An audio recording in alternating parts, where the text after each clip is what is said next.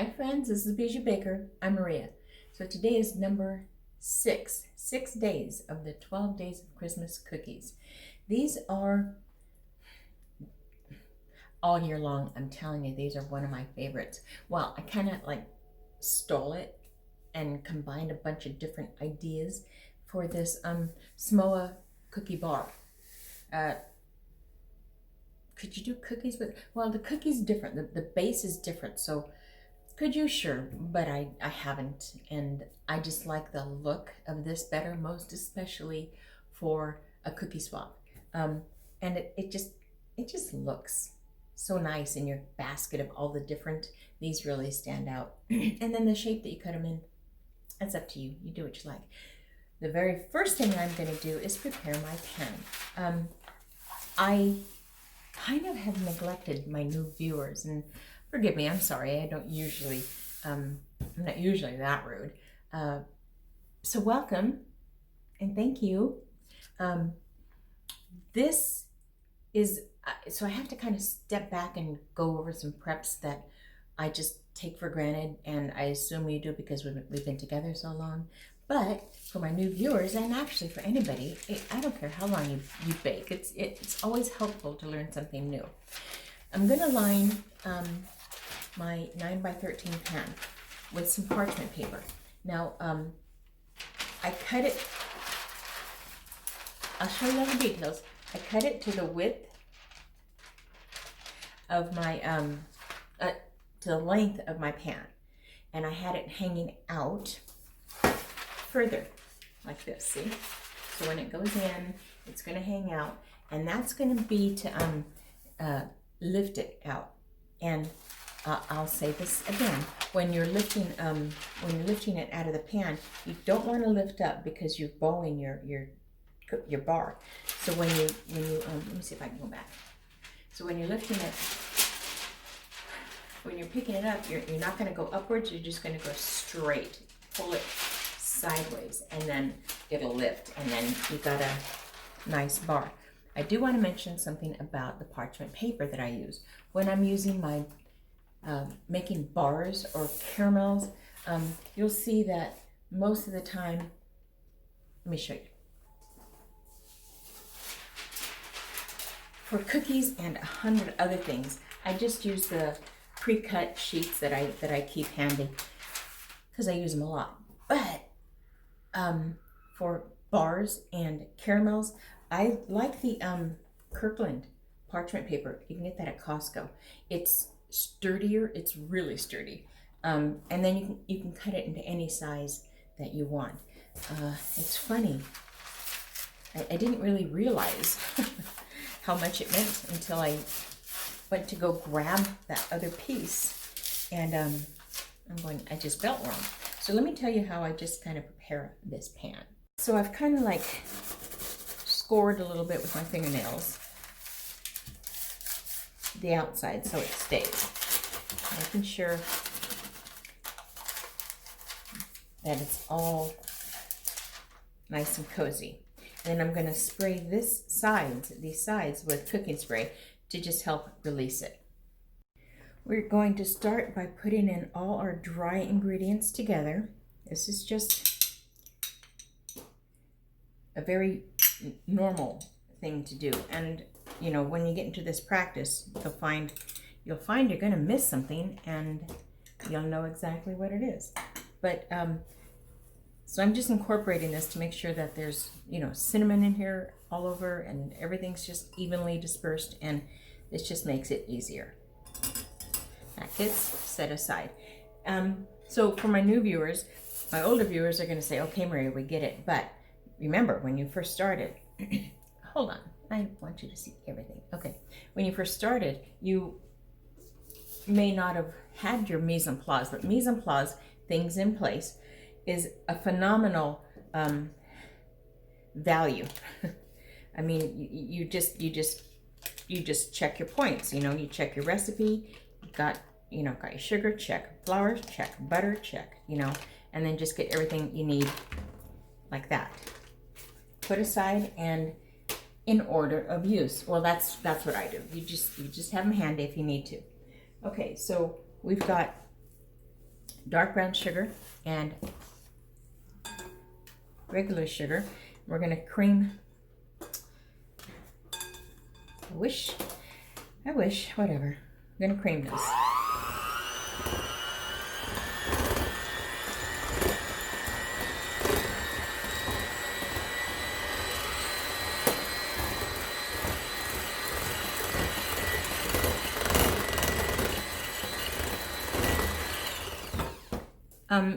I have plastic wrap on here because brown sugar dries really fast and it gets really hard. So my mise en place thing's in place. I did a while ago, so had I not covered it, it would have been really hard and unusable for this particular dish. And now it's still soft. So that's what you want to do. Just wanted to tell that to you.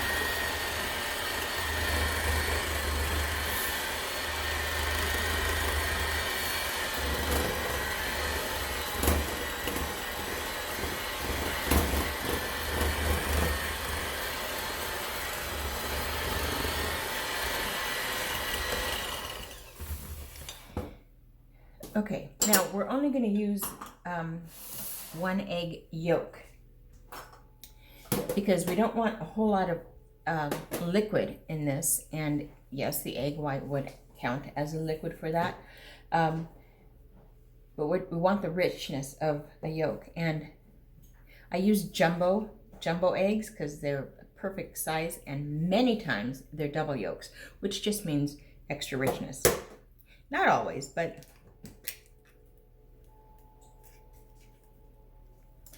it works. All right, and I'm just taking it straight out. And this isn't like a meringue where you have to be super, super cautious about not adding any yolk into it. That's it.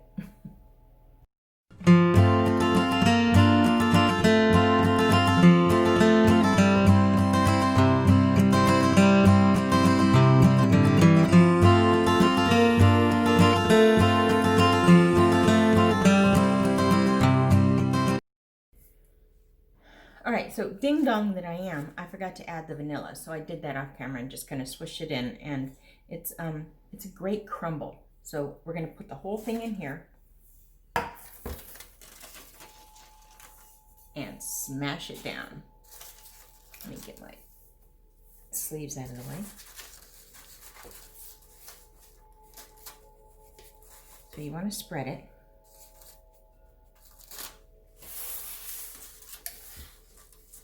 Doing it this way is just going to make it so much easier than trying to smear it around once it's starting to get packed.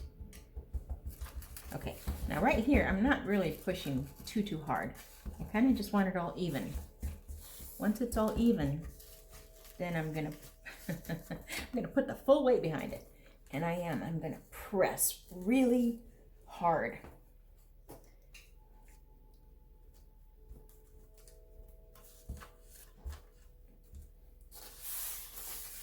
And I'll show you a trick that I use just to get the edges nice and even as well. I love this recipe because it doesn't really get your hands all gunky. An offset spatula, or this is a cookie spatula, just anything with a sharp point, and take it and just push it down.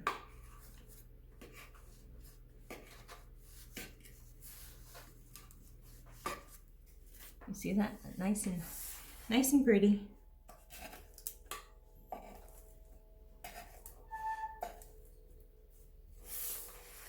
All right, well, you get the idea. Into the oven it goes just like this at 350 for about 12 to 15 minutes, depending on where you're at. When I said depending on where you're at, I don't mean what part of the world you're at. I meant just like your temperature, your oven, and how that works. Just kind of monitor it like that. The second part is, it's the caramel coconut, okay?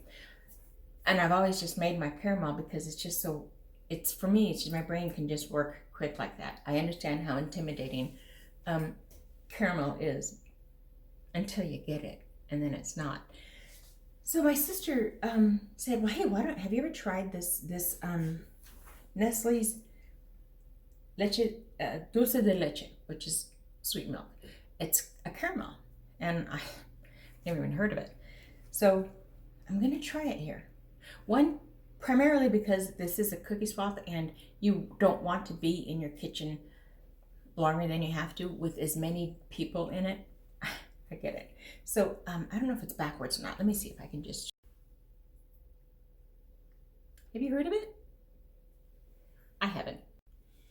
It's a milk-based caramel. So of course I'm reading everything about it before I put it out there, and I'm putting it out to you, and I haven't even tried it. I'm okay with that. It looks really good. It's dark. So, okay, whatever, Maria. We've used it. We know about it. So I'm going to put this in the same bowl that I mixed my flour in. Why dirty more? All right. Oh, this is thick. Okay, now I want to learn how they made it. I want to copy the recipe. She puts it in her coffee. It's like, shut up. Is that not the most clever thing ever? I get that baby clean. All right, so in here, I'm going to add some milk because it's too thick to spread. It's just way too thick to spread. I might even want to microwave that. Let me just check. So I'll start off with 3. Like I said, I don't really know this recipe, so it's kind of hard for me to say exactly where we're at. I think I'm going to end up microwaving it. But let me just work on this a little bit. This is boring.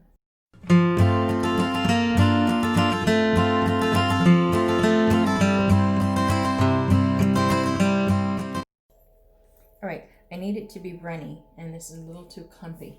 So I'm going to add in 1 more tablespoon. So it's about 1/4 cup. And then just keep, and if you're mixing it and you think, oh my God, it's never going to come together, it does. It's just weird. Okay, this feels much better. I don't need to microwave it.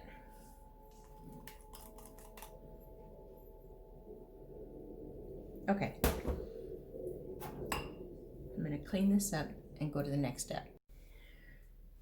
Before I go on, I have to taste it because I've never used it.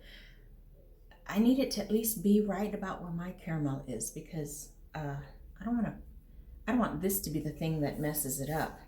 The color is great.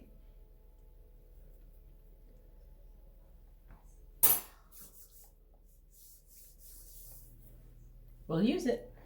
Well, that's good. Oh my gosh, this just may be the game changer of the week for many things. It's so easy. Okay, next step.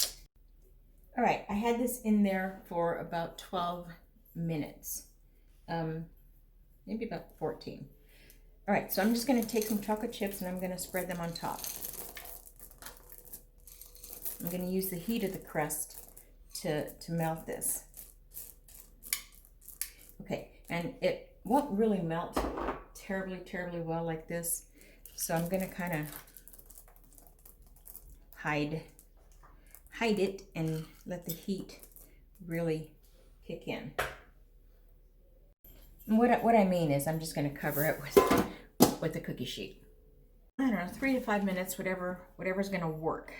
Don't rush it. Don't rush this one. And I have it here just so that the heat is kind of circulating inside, and that's what's going to help melt it. If you didn't put this on, or foil or something, anything to keep the heat in, it won't really work as well as you see on the social media videos. So you can see that most of them are melted, and you're just going to spread it.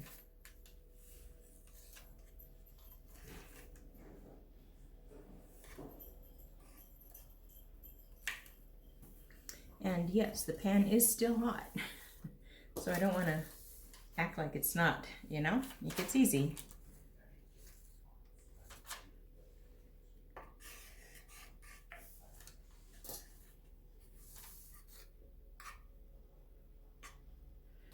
This stuff is so satisfying. I love doing this. Okay, and if you don't have an offset spatula, that's what this is called. My brain went blank one day and I couldn't think of it. You could use the same spatula you used, a cookie spatula or anything else, just to even it out. Hot pan, Maria, hot pan. All right, now I'm gonna let this sit.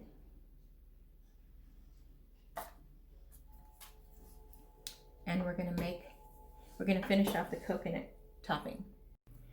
I do crack myself up in the means to save a bowl to mix it in the caramel. No, I should have put it in a bigger bowl, which is this is the one I use for the mixture. Anyways, in a big bowl, you're gonna put in a whole pack of coconut. I like the sweetened coconut. You don't have to have that. And then I'm going to put in that caramel mixture. And this gets mixed together. And oh, what an absolutely beautiful, decadent mess. There's no other way to make this part pretty, so let's just not act. Oh, I should probably get a bigger spatula. Whatever.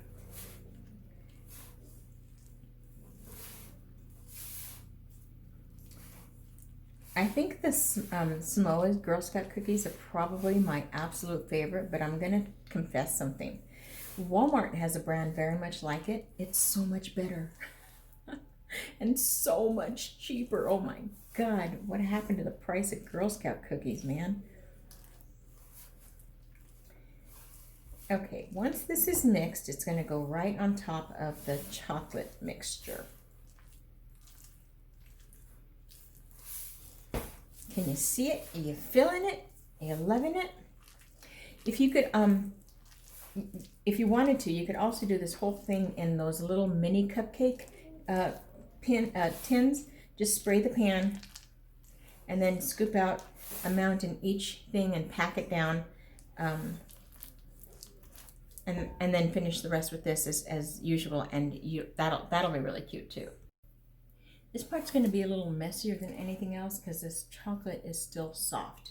So just kind of like dab this around and then spread it later, but don't try to put it all in the middle and then try to go around it.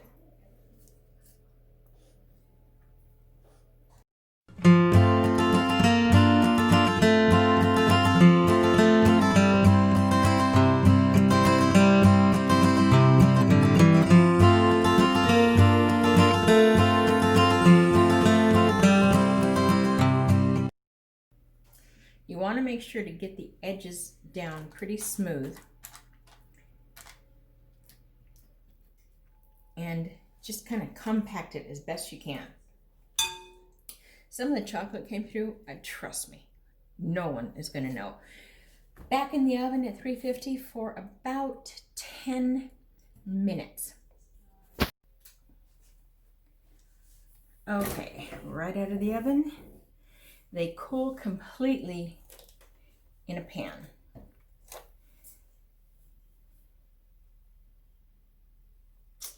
That smells good. Okay, so we're gonna let this cool. We're gonna drizzle some chocolate on top of that. And all I did was take some chocolate chips and melt them. Let me just show you. I put it in the microwave every 30 seconds. Mixed it. When you're mixing it, you're actually breaking it up because they'll stay. The chocolate chips will keep their shape. And if you're waiting for it to melt, and you just keep adding more heat, you're gonna burn them. So you put them in for 30 seconds, mix it so that they break their shape, and do it 2 or 3 times, however many you have to. And then just transfer it into a bag.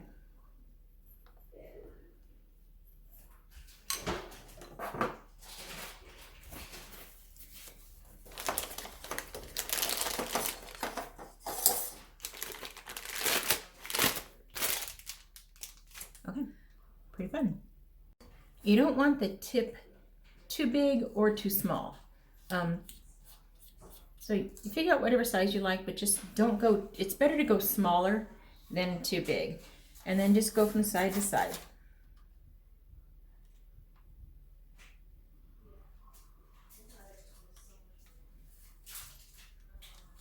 And you keep squeezing the entire way. And go past the bar onto the pan. It certainly doesn't matter.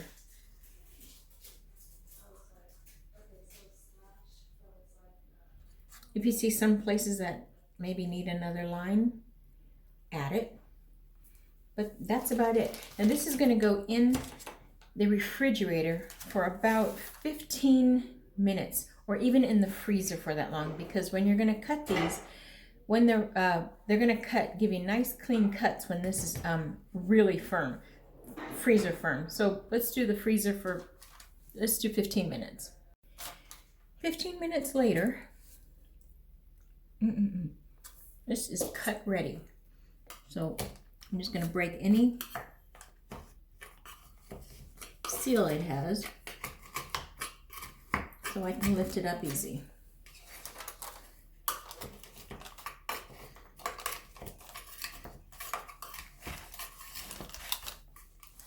No, remember, we're not going to lift up, we're going to pull out.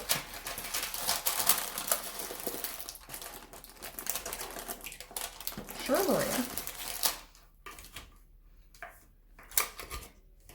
Piece got caught.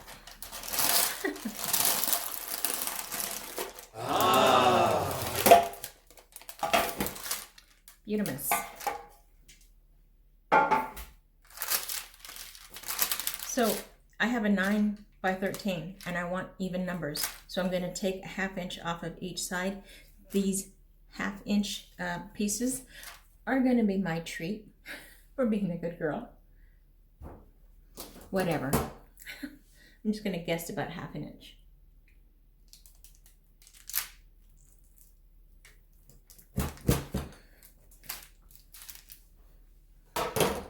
Nice, pretty, clean lines. See that?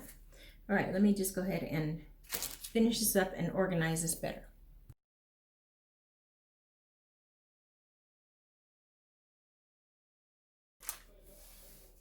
The way you cut, whether you want skinny bars or wide bars or diamonds or squares, that's entirely up to you. Squares are not a bad idea for this because you're going to get a lot more. I'm not quite sure how I'm going to do it until I until I start doing it.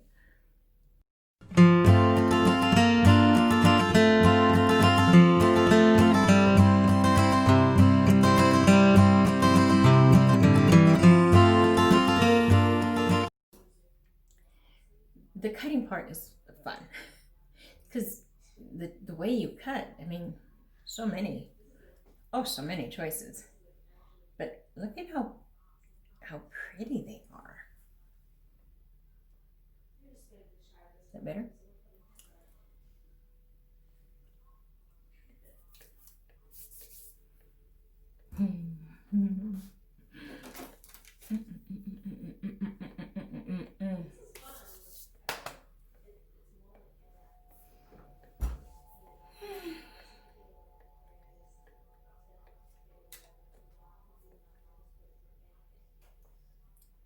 That's yummy. I taste the difference in the caramel, but I promise you, it's just my little weird thing. This caramel works perfect for this. Saved a ton of time. Who knew? Who knew? In coffee, huh? This is a winner, guys. This is a winner. Not only for cookie swaps, but for all year long. So good. So good. Okay, my friends, until next time, happy baking. Ah, that was fun. Don't forget to like and subscribe.